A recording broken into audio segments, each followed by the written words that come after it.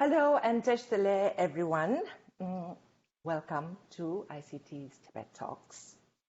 Thank you for joining us online. I'm Tenju Gyatso, Director of Outreach at International Campaign for Tibet.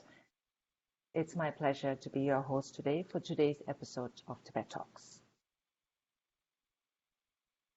With the world facing a historic crisis, we at ICT want to help spread the wisdom of Tibetan culture and the teachings of His Holiness the Dalai Lama. So in this series, you will hear live conversations on and about Tibet with inspiring thinkers, leaders, activists, and artists. For today's episode, we have a very special guest joining us from Atlanta, Georgia, where he has been working to implement one of the important visions of His Holiness the Dalai Lama, that is, pay attention to the education of the heart. Our guest is Executive Director for the Center of Contemplative Science and Compassion-Based Ethics at Emory University, a multi-dimensional initiative founded in 1998 to bring together the foremost contributions of the Western scholastic tradition and the Tibetan Buddhist sciences of mind and healing. He is also Professor of Practice at Emory University's Department of Religion. He developed cognitively based compassion training, a compassion meditation program that is currently used in a number of research studies, including an NIH-funded study examining the efficacy of compassion meditation on the experience of depression. Today, he'll be talking to us about his work to bring compassion into the education system through CSEE learning, the Social, Emotional, and Ethical Learning Program. C-Learning is the culmination of an academic collaboration that began in 1998 between Emory University and His Holiness the Dalai Lama. United by a common vision of an education of heart and mind, the program conveys a universal, non-sectarian, and science-based approach to bringing the ethical development of the whole child into education. So please join me in welcoming Professor Negi. Professor Negi, welcome to Tibet Talks. Thank you so much. It's an honor to be with you, and I want to extend my greetings to all the members and friends of ICT. Thank you. We'll also be joined by Matteo Macaci, ICT President, whom you are all familiar with and doesn't need an introduction. Matteo, welcome. Hello. Hello, Professor. Hello, Tencho. Hello, Matteo. Okay, thank you. But before we begin, I have a housekeeping note for all of you watching this live. If you would like to ask a question for our guest today, there are two ways. First, if you're watching on our website, please send your question to comments@savetibet.org. And if you're watching on Facebook Live, just in the comments section below this screening, please share your question, and we'll get to that at the end of our presentation.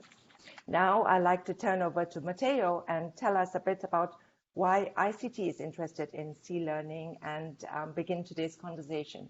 Matteo? Thank you.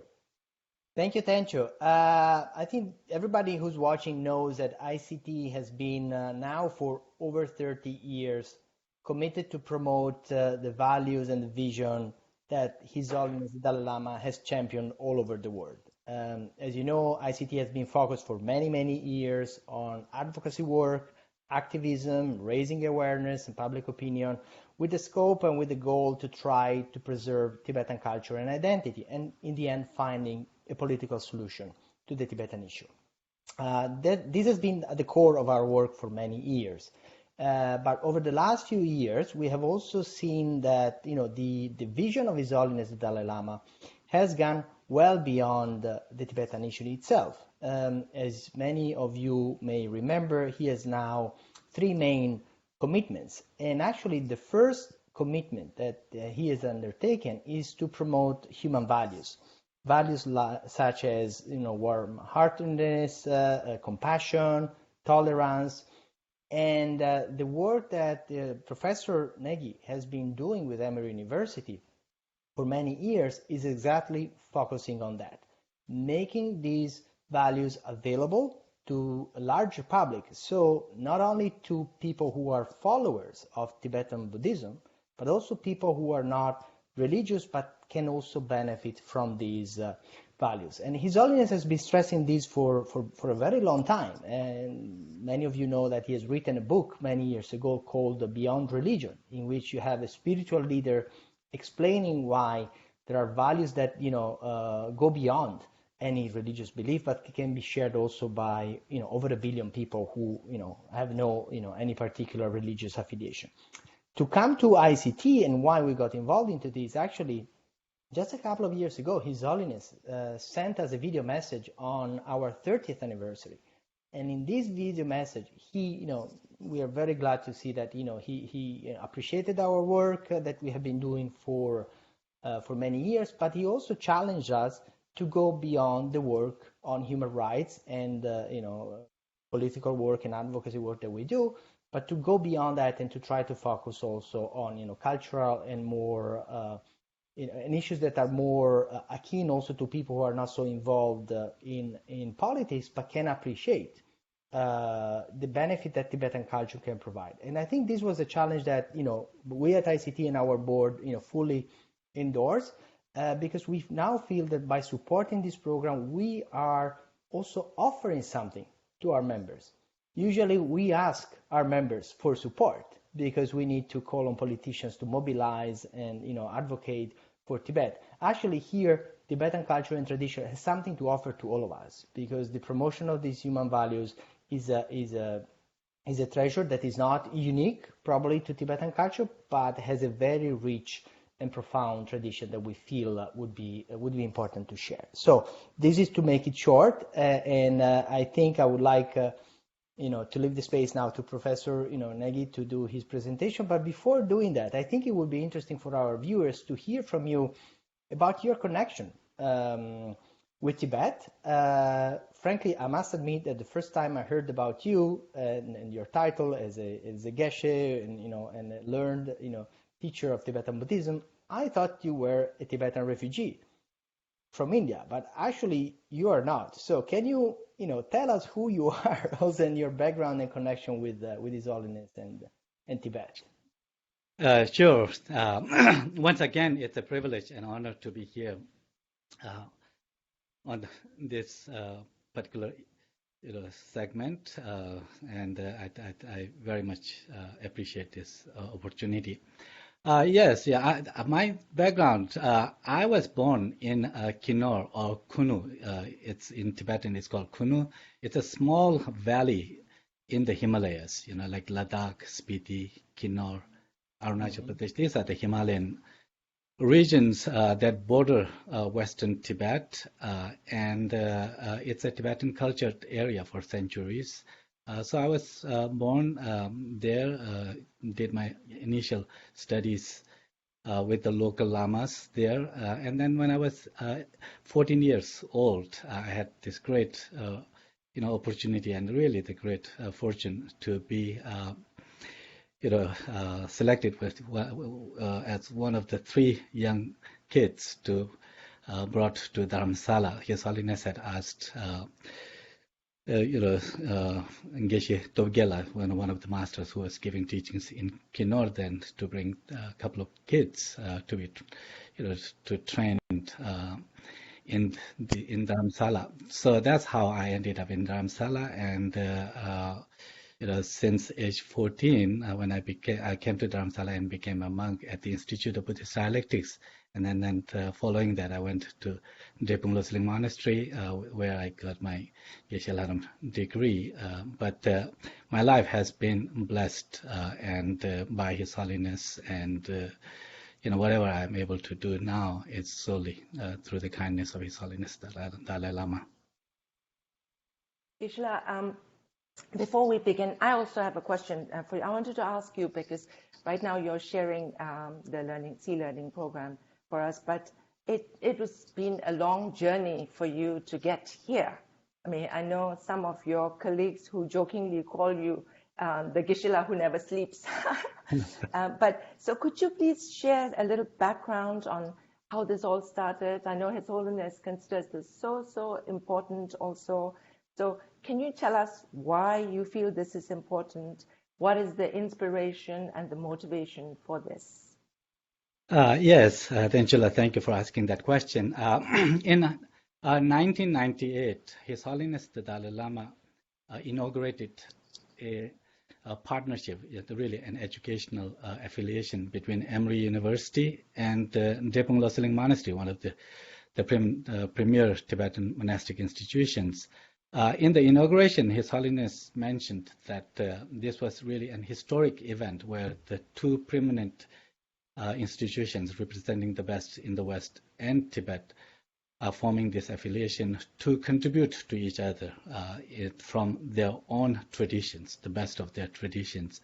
And so Emory-Tibet partnership with that began with this vision that His Holiness the Dalai Lama provided us to create programs that will complement the two traditions. And we have since then created various programs, cognitively based compassion training, as you mentioned, but also Emory Tibet's science initiative. It's a 6-year science program, a comprehensive and sustainable science program it brings science to Tibetan monasteries and nunneries. Now this program is fully implemented in major Tibetan monastic universities.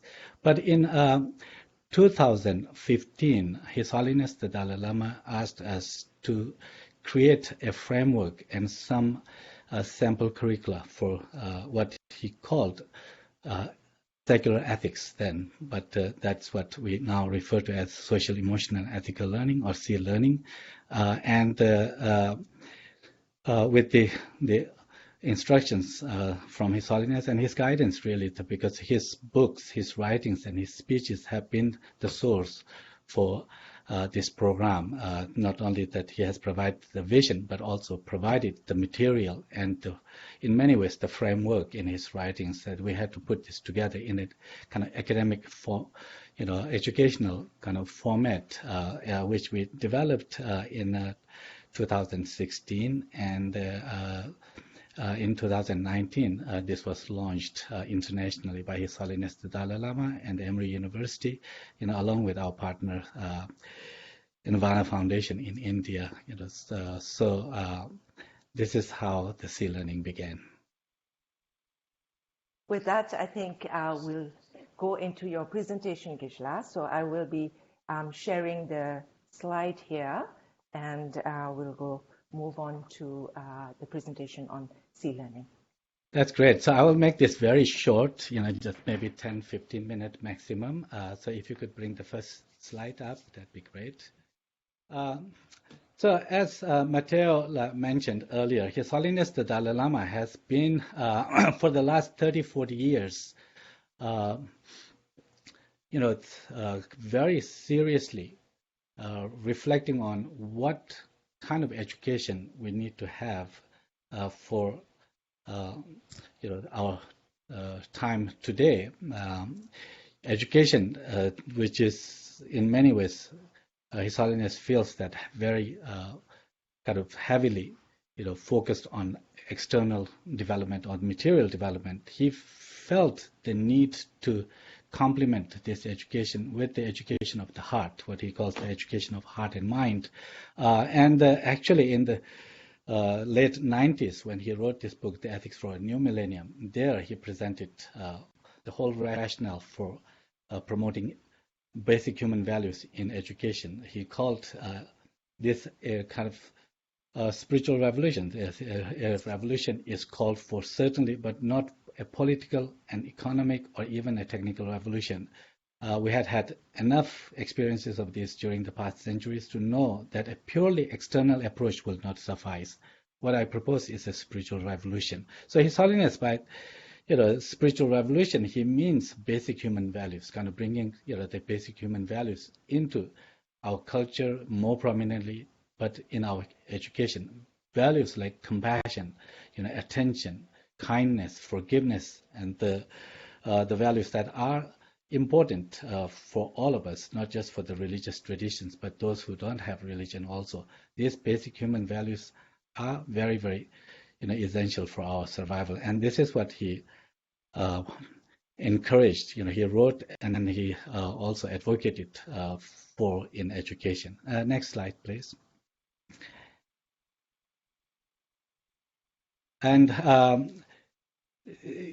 in this journey, His Holiness has, of course, engaged many scholars, whether they are scientists, educationists, that's psychologists, healthcare professionals, and so forth. One of the people that His Holiness has actually had a very, close kind of professional relationship is Dr. Daniel Goleman, who wrote the book Emotional Intelligence, Social Intelligence, and many other books. But he is also someone who is seen as the pioneer, really the kind of someone who shaped an education kind of today we know as SEL, Social Emotional Learning.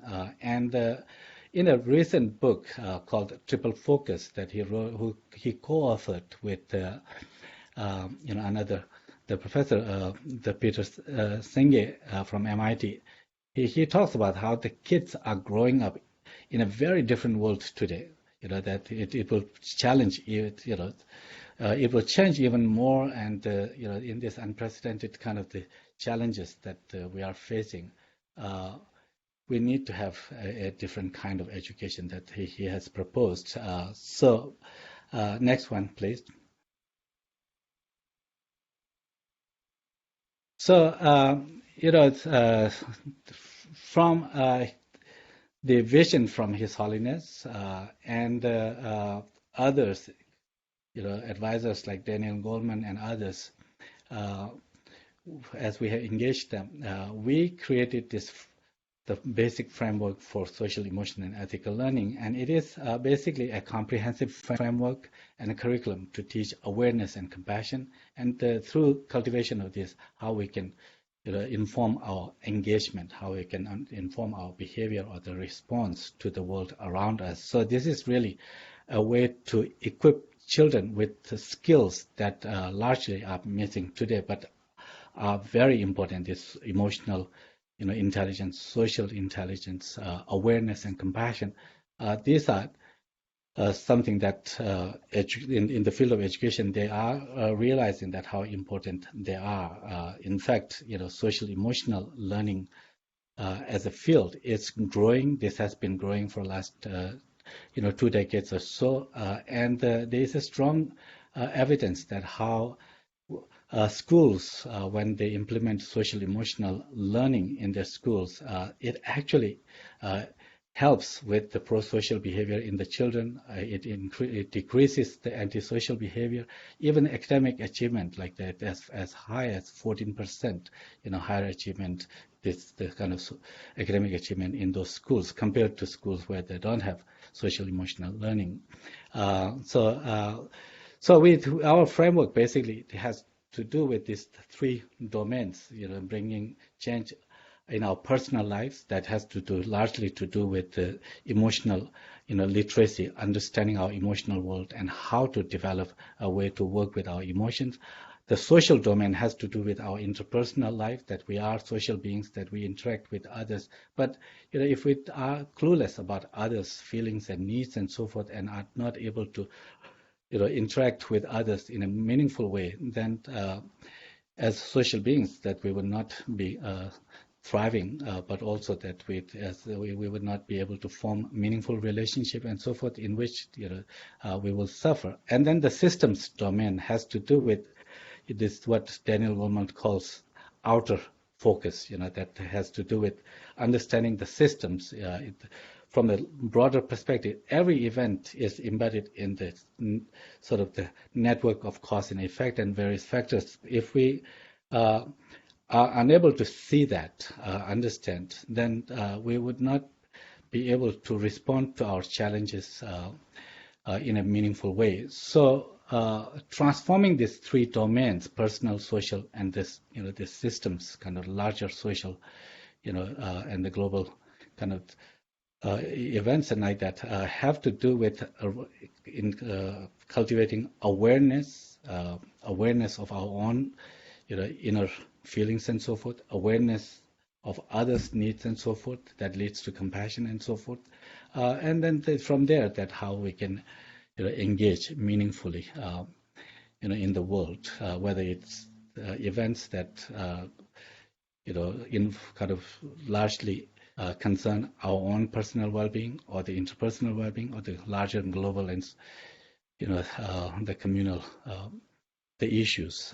In their awareness and compassion, how we relate to those and how we engage are very critical if we were to kind of live in a healthy way and promote the well-being in the society. So based on this basic framework that with the framework expand this into the 9 components. The next slide, if you could put the next slide, there you can see that each of those 3 domains, personal, social, and system, then have different, more components, like in the terms of personal domain, awareness, self-awareness or attention, and that lead to when we are faced with our own ups and downs, our challenges, how we deal with that with the self-compassion. And then the regulation, self-regulation is the very key, emotional regulation, self-regulation, for dealing with many of the problems that we face today. If you think about, this mental health, how prevalent it is today,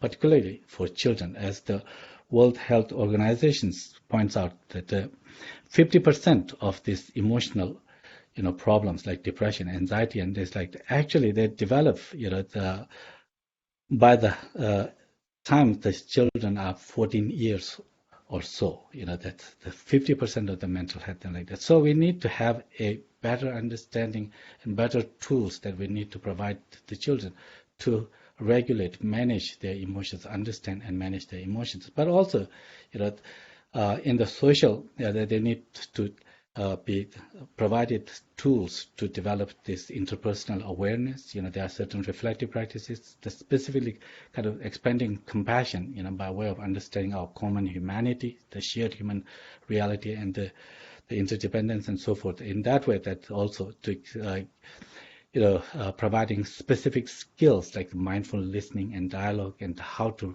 transform conflicts, whether it happens between 2 students or the larger communities and like that. And then at the systems level, it really has to do with this interdependence, understanding the interdependent world, that how the world is so complex and interdependent. Every event is embedded in large set of cause and conditions and other factors. So, from there, then we can see that whole humanity, like as common humanity, that we all want to be happy, to be free of suffering. And then from there, that with that kind of understanding, we can also then provide the certain tools to kind of tackle, or to respond to the larger issues that our community or the whole globe is faced with, like the global warming and so forth. His Holiness the Dalai Lama often talks about. Next one, please. As I mentioned, that the social emotional learning field has been growing for last at least 2 decades, if not more, and there are many curricula, hundreds of different curricula based on basic framework of social, emotional, and ethical learning.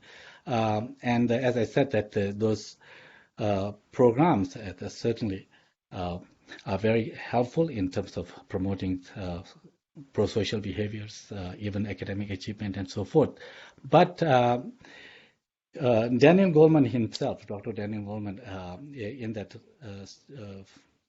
brief kind of book that he wrote called Triple Focus, he actually identifies that many crucial skills are still missing from social emotional learning curricula. And for example, attention training, he says that the next step, that in social emotional learning field is to kind of train in attention training. Also compassion and care, he talks about how most social emotional learning curricula are missing, and in fact he sees this as the compassion and care as the state of the art in education, and those need to be brought. Systems thinking, and trauma-informed practices, constructivist approach, that teaching students how to construct knowledge, that instead of just receiving, but rather they be the kind of the participant in co-creating the knowledge with the teachers and others. So for this reason, social, emotional, and ethical learning, C learning, it actually enriches this social emotional learning field. Next one, please. And for this reason, that Dr. Goleman himself actually he calls social, emotional, and ethical learning, our C learning, as SEL 2.0, showing the way to the future direction for this critically important educational approach. For this he calls this SEL 2.0, the next kind of the level of the CL, social, emotional, and ethical learning. Next one, please.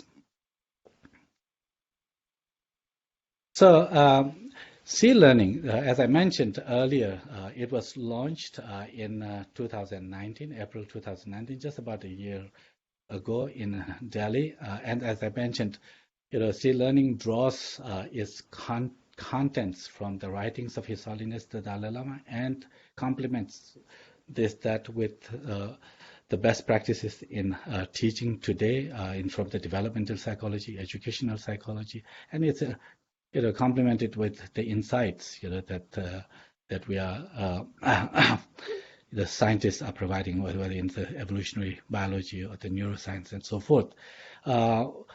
C learning has produced the framework in what is referred to as companion book here, and with the implementation guide for the educators around the world. And then we have so far developed 3 curricula for early elementary, late elementary, and middle school. High school curriculum is in the process right now. It should be completed sometime this fall. So there are these 4 books out there. Yeah, next one, please.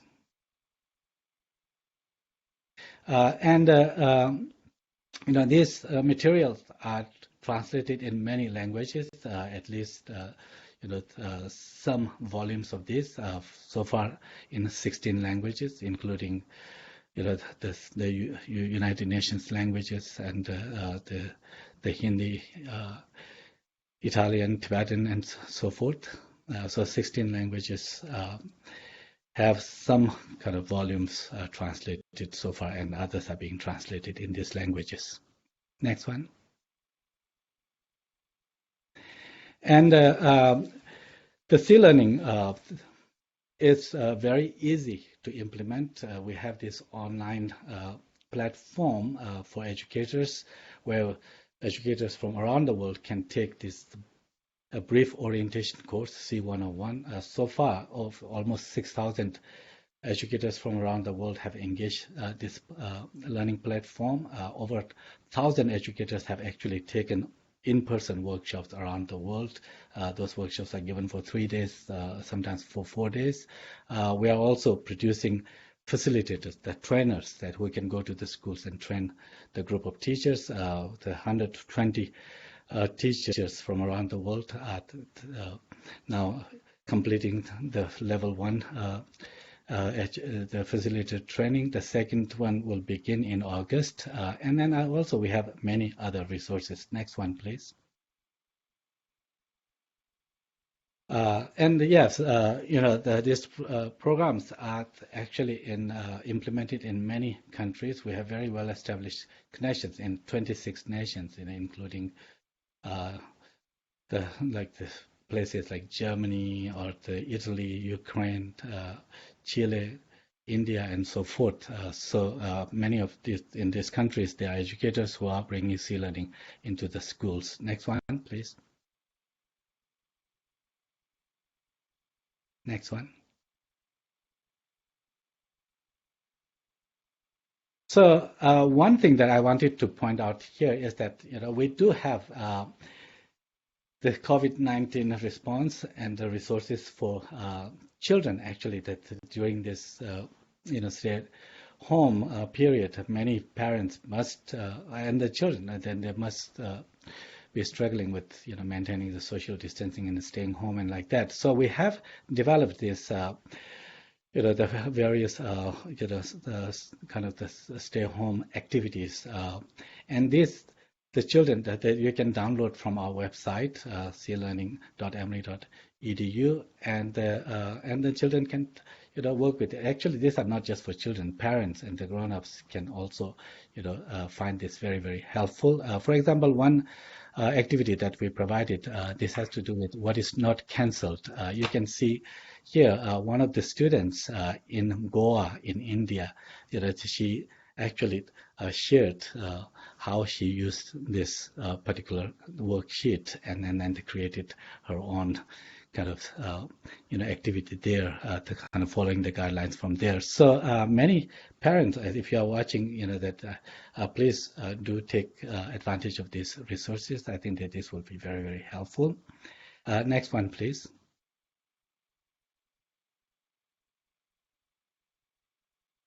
And yes, you can certainly sign up for our newsletter, which if you are interested in learning, and then other social media, mediums, whether it's Facebook or the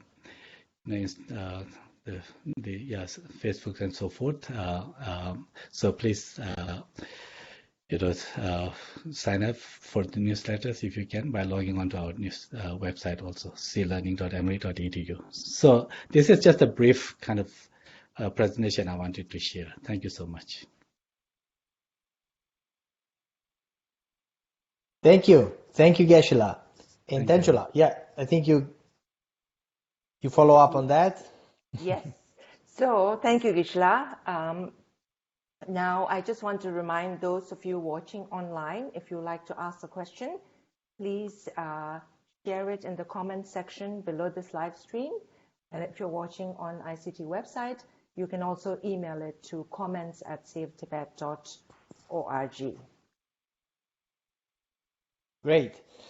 So, Geshe-la, that was very interesting, and it was as you said, a brief overview of a very complex program. So I think it would be interesting also to hear from the question from our viewers, what topics maybe you can delve a little bit more into. But I have a question for you, because I was fortunate to be in Delhi last year when you had the global launch of the program. I think there were over 1,000 people from all over the world, with teachers from many, many countries.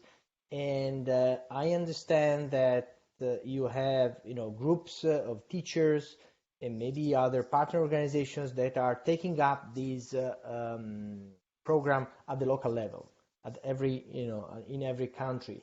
And I think, we are broadcasting from the United States, but here on Facebook, probably there are people watching, from all over the world. So that I think would be also interesting for you to share, if people, if there are teachers, if there are associations or groups that want to get in touch, you share that information, but maybe you can explain how you work with local partners.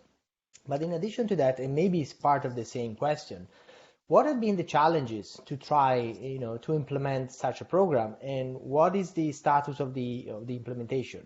I've seen, the countries. How do you see this moving forward? For you, for Emory, and how long it will take you, for you to consider this, really, an accomplishment.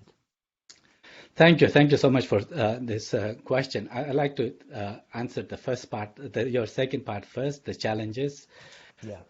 Obviously, putting such a rich kind of material that His Holiness the Dalai Lama really has articulated in his books, and from his many decades of conversation with the educationists, scientists, and so forth, to put it in a really cohesive framework was quite a challenge in the beginning. We had to engage numerous experts like the Dr. Daniel Goleman, as I mentioned, Geshe Thupten Jinpa, the long-term English translator of His Holiness, or the developmental psychologists like this, the Rob Rosser, and the researchers like Kimberly Shona Raquel, educationists like Linda Lantieri, who has been who is like the face of the social emotional learning field. And thanks to these great experts who all, I think, provided their support to us because of His Holiness. That they believe in this vast vision of His Holiness the Dalai Lama. We were very fortunate to receive, but that was how to put that in a kind of very cohesive framework, and then to translate that into curriculum. That is, for example, for me, that's not my expertise at all to put it in the curriculum, because I have, no experience of going through early elementary or the school here in the West. But we have been very fortunate to have a very, solid team that we were able to put together at Emory University, and then hundreds of educators who also participated in translating the framework into this learning experiences, lesson plans, and from there came this really rich, very rich curriculum that we have today. Now, as you mentioned, that this program was launched in April last year. His Holiness the Dalai Lama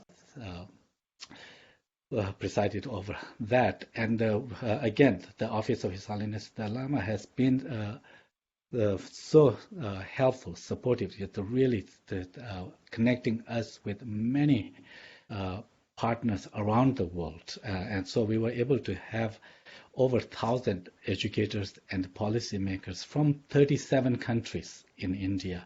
And that really kind of helped a lot in getting this program around the world. As you saw that, 26 countries. So we have now a very kind of solid working relation. For example, in India, we have this massive, organization, Piramal Foundation, which has over 1,000, the people kind of working in the field of education to transform society through education, and that they have fully embraced C-learning with the kind of the commitment to bring this to 5,000 schools in 2 years, reaching 2 million children, and in 5 years to bring to 5 million children. And then we have C-learning India, for example, in India itself, that are very active. We have done numerous workshops there, and it's really encouraging to see that how well it is being received in India and other countries like in Europe. We had a workshop in Germany in January this year with the 12 countries from Europe participating in the facilitators, this teacher training workshop, that for 4 days. Same thing in Latin America, like Brazil, that it's a very, very interested, and there are 15 or 16 educational organizations participating in C-learning. Same thing in Colombia, that actually the mayor's office is actively involved with the mission to bring this into all the public schools, in next several years. So it's kind of encouraging to see how people are responding so great, kind of favorably. Thank you, Vishala. Thank you. That's so great to hear. And now I think I'm getting lots of questions for you from our audience. Some of them going into a little more detail also. So we have this one from Roberta from San Francisco. It came via email. And Roberta is asking, how can we keep all students involved so they don't feel overwhelmed and drop out? So, you have this challenge in educating. And so and she's saying, is there examples of projects there where they can build into our math classes, history classes, language classes? How can we integrate everything? I think that's the question that she's asking. Thank you, Roberta, for this question. That's really an important question. I think the key to us is how to keep students engaged in education, and as they learn the important skills that will be instrumental for their individual success and for them to contribute to the world.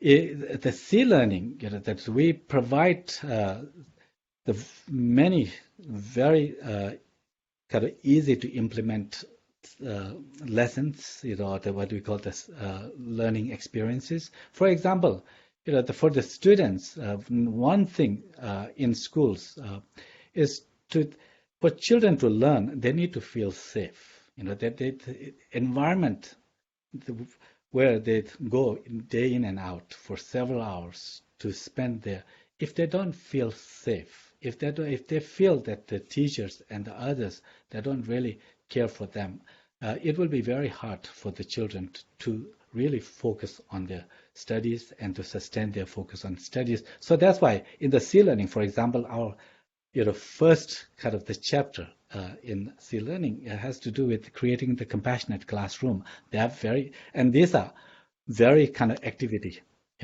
of focus. The children learn to how to, identify what the compassion or the kindness feels like. What do they look like when you are receiving compassion, or when you extend kindness to others? What does it feel like to yourself? How kindness, relates to our happiness and well-being and like that. But also for the school systems, school itself, to create that classroom where it is compassionate. That to developing that.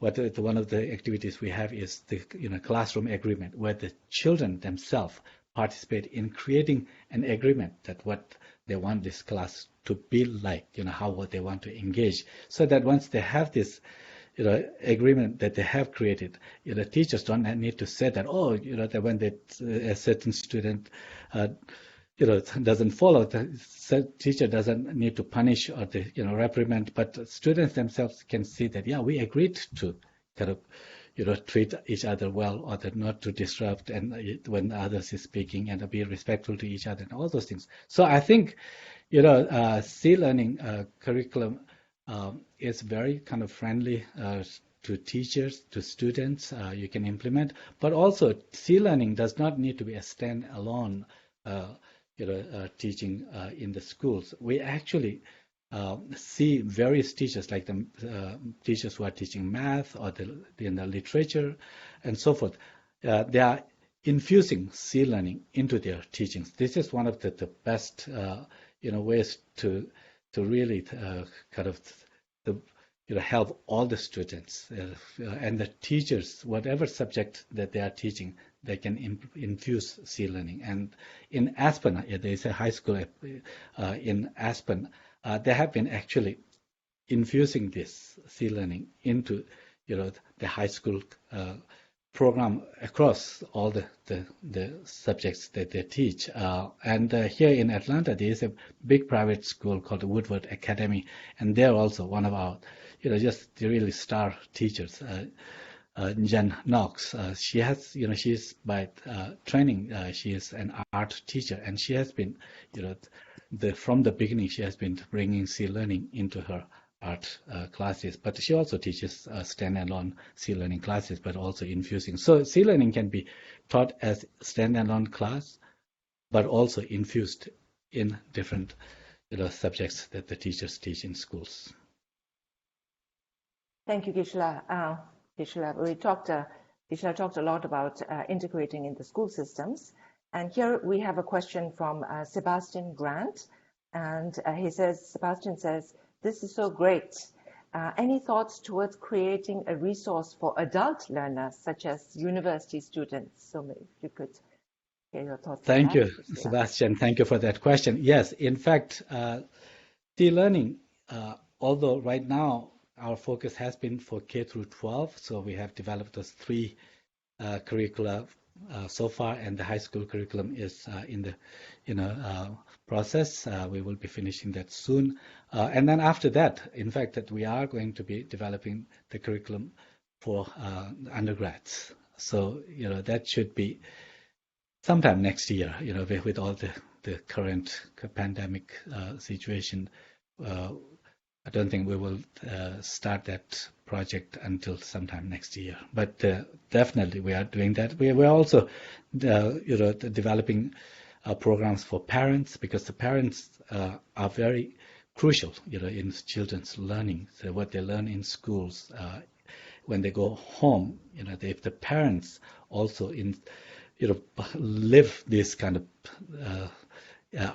values themselves, and then they can reinforce that, that there will be no discrimination between what they learn in school and what they get from their parents at home. So we are developing material for parents also, that in fact also for the school administrators as well, so that the learning, doesn't remain just simply a curriculum that certain teachers who are interested can teach, but rather a whole school, when they can embrace this, then C-learning will be much more effective.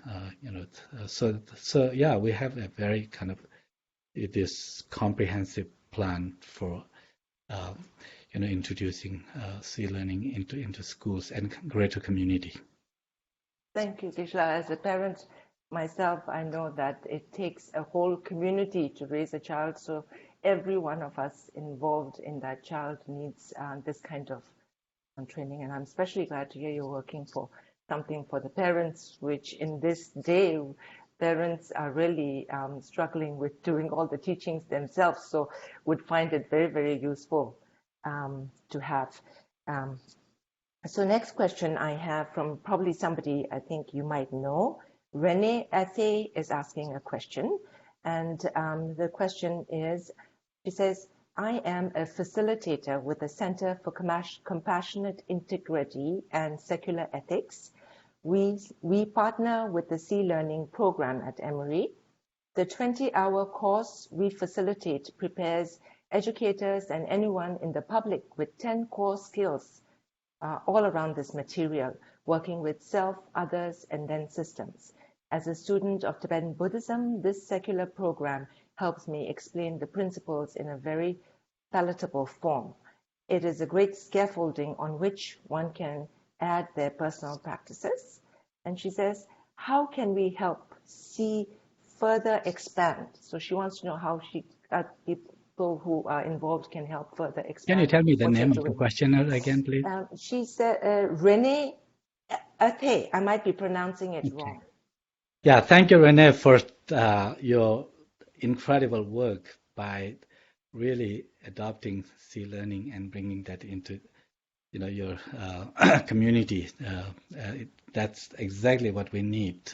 We would benefit from having more schools and organizations and individuals like yourself. One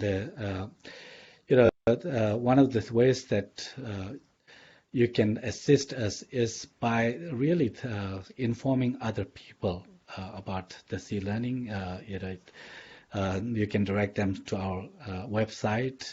They can get the material from our website, take the C101, and then all the material. That one thing about the C-learning is that all our material are free. That it doesn't cost. His Holiness the Dalai Lama, really wanted to offer this for the whole world. So all the material that we have, they are free of charge, and so more people know about this.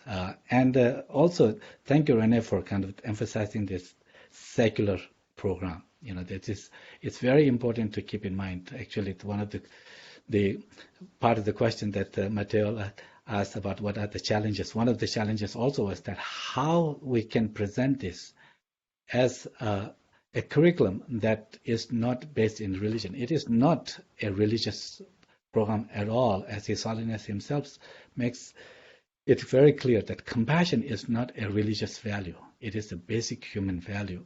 And although we are drawing from His Holiness's writings and that are further drawn from the ancient Indian kind of literature, particularly in psychology, philosophy and like that.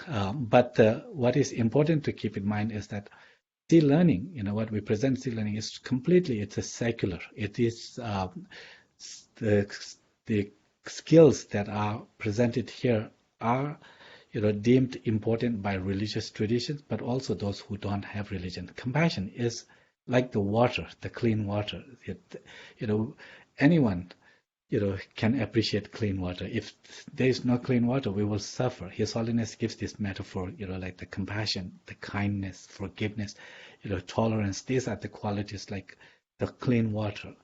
These are not religious values. Religious values based on specific religious framework, those would be like the different flavors of tea. And so people can have preference for different flavors of tea, whatever flavor that they resonate with. This is wonderful. But everyone needs the clean water. And in the Sea Learning, what we are bringing is those values that are universal, the basic human values. Thank you, Geshe-la. And on that note, I have also a question from a young Tibetan, Tenzin Negi.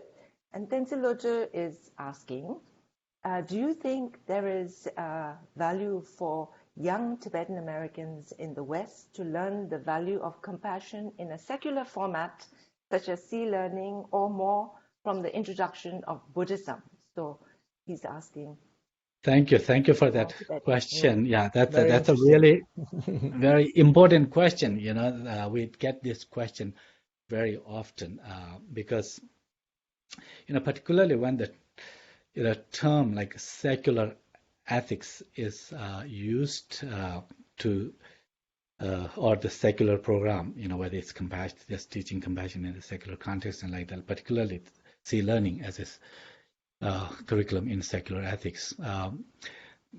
Many Tibetans do have this question, or that since Tibetan tradition already has very rich, alive tradition of, instructing in these values. It's a living tradition. That the compassion is a value that is culturally, so kind of respected, they're valued so highly, and that material teachers, providing from the Buddhist, in the Buddhist context. So do we really need a secularly designed kind of curriculum or the material to learn about compassion and love and so forth?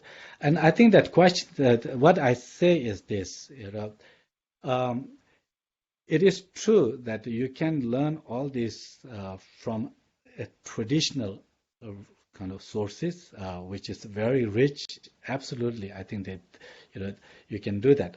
But I think those who are growing up in the modern kind of societies, particularly in the West, the Tibetans, the young Tibetans growing up in the West, or even in India and other places, I think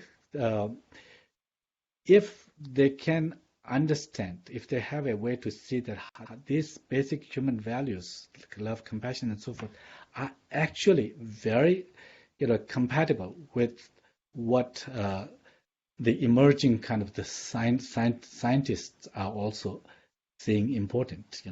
So what Sea Learning, these secular programs can help is to demonstrate that those very important values like compassion, kindness, attention, and so forth, that Tibetan or Indo-Tibetan Buddhist tradition is so rich, it's a living tradition, but those values are also the values that science also is demonstrating that these are important for our flourishing, our happiness, our harmony and well-being. So I think that part, the Tibetans, young Tibetans can see that how science is shedding light on the importance of these basic values. And I think it will only help them kind of appreciate these values more, and the culture, Tibetan culture itself, that more. So it's for more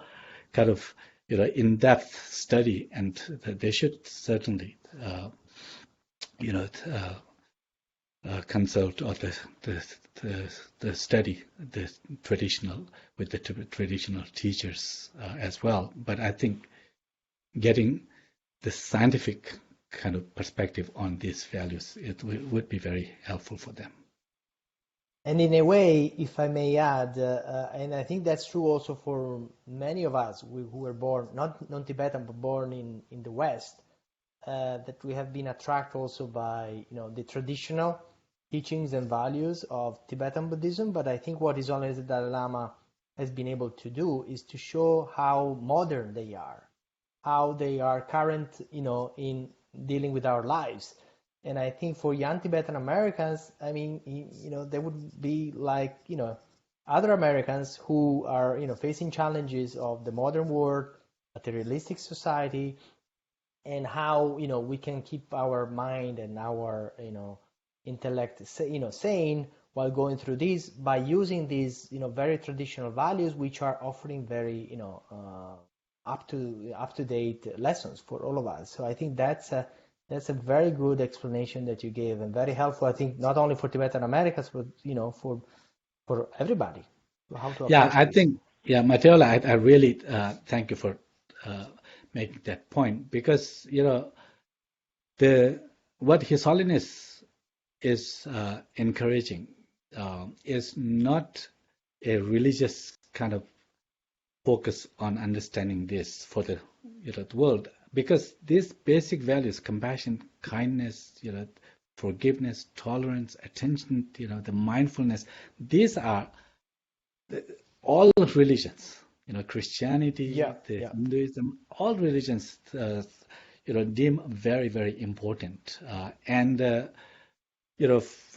sea learning is actually, it can very nicely fit, even if there is a Catholic school, that's teaching with the Catholic principles. Sea learning would fit well, because it highlights the values that the Christianity, the important. Same thing in Judaism. I mean, we have actually the Jewish Academy here in Atlanta, one of the schools, implementing this in their. Oh, that's great. School. So so this can be like the not only sort of suitable for a school where you will have children from all religious background and no religion. That's why it is the curriculum is not a religious curriculum, but also in the certain schools, where they, like in Tibetan schools or the Catholic schools and so forth, they're also they can find sea learning as very, very helpful to really highlight, to learn about how to cultivate, see the value of this, because those are all, deemed so important in all religious traditions as well. Thank you, Kishla. I think that's about all the time we have for today, and I just wanted to ask if you have any final thoughts you wanted to share before we wrap up. Well, thank you so much. I really, once again, want to appreciate this opportunity, and I want to, thank everyone who is viewing this now or to view, afterwards. I want to say that the work that ICT is doing, as a way to really raise awareness of the importance of Tibetan culture, and also as people, the Tibetans, as they are going through struggle, the culture itself that is so rich and important and helpful for our well-being around the world. I think, people that who are, seeing this, I'd want to request them for their support for ICT, because what ICT is doing is it's very, very important work, not just for Tibetans. I think this by making sure that Tibetan culture flourishes, and the Tibetan people, who have kept this alive for and enriched for many, many centuries, if there is more freedom that the greater, the freedom for the Tibetans have, and it will provide more opportunities to safeguard this rich culture, and this will not only help Tibetans but the world public as well. So thank you so much for your work. Thank you, Geshe-la, but please Thank you. repeat also your website for people if they want to learn more about CEL, because that's Yes, very yeah. It's important. actually our website is they can go to just compassion.emory.edu. That is our Okay, great.